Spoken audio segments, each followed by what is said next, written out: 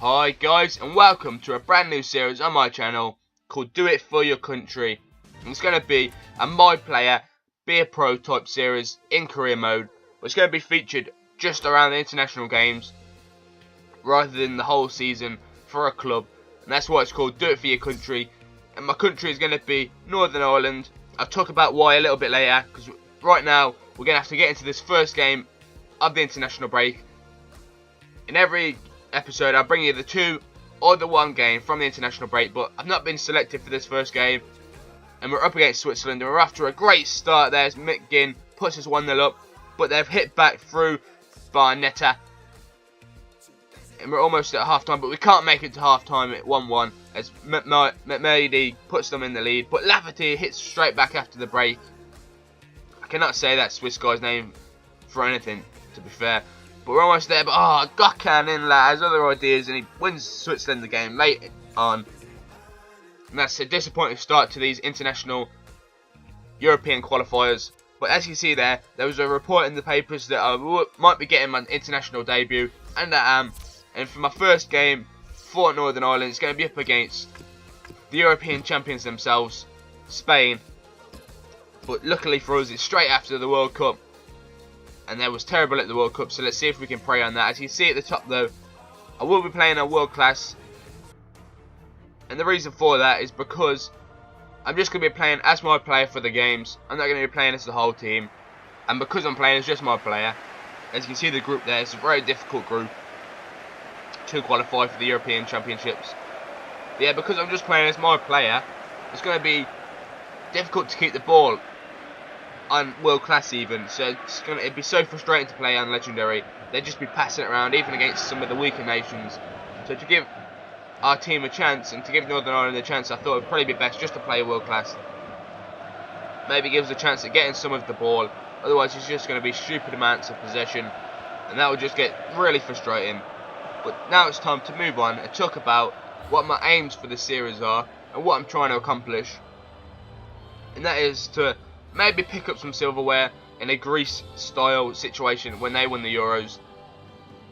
Well, going on for like 13 years now though, that was ago.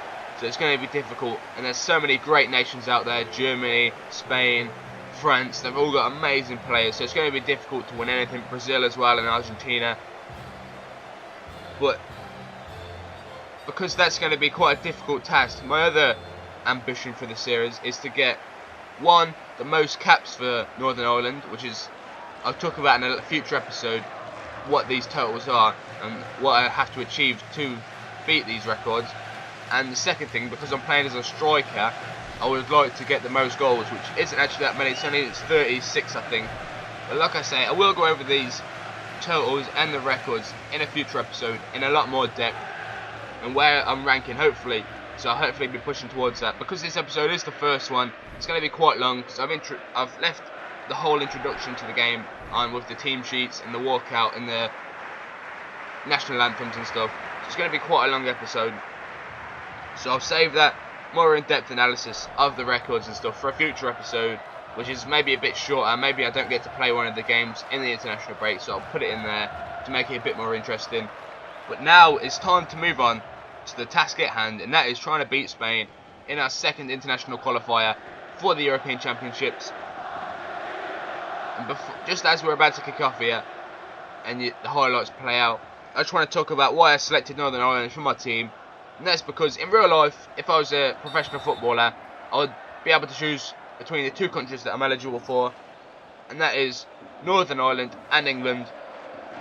And I didn't really want to play for England, I wanted to play for Northern Ireland, as I almost take my first step to international stardom and score my debut. But it's not to be, as Spain here are trying to work an opportunity, and it's Danny Carvajal playing into David Silva, and unbelievably he's put it in the back of the net. Like I said, it's going to be a difficult task to beat a lot of these better nations. As you can see here, as Spain take the lead with pretty much one of their first opportunities. But as I was saying before they scored, I picked Northern Ireland. I just wanted it to be a bit different, and that is I thought it'd be a bit more of a challenge, and it'd be a bit more interesting to play for Northern Ireland instead of England. Although England are a bit shit. But I've won the ball here from Sergio Ramos, and I'm breaking away. He's made another mistake, just like he did a few months ago at the World Cup, and I've scored on my debut to to bring the score 1-1. Unbelievable start to my international career right there. Making it 1-1 just before half time. It's an unbelievable mistake by Sergio Ramos. But what a moment to score just before half time. When we're 1-0 down. It's just unbelievable stuff right there. To score against this, although they did have a disappointing World Cup by their standards, probably even worse than that. It was catastrophic, to be fair.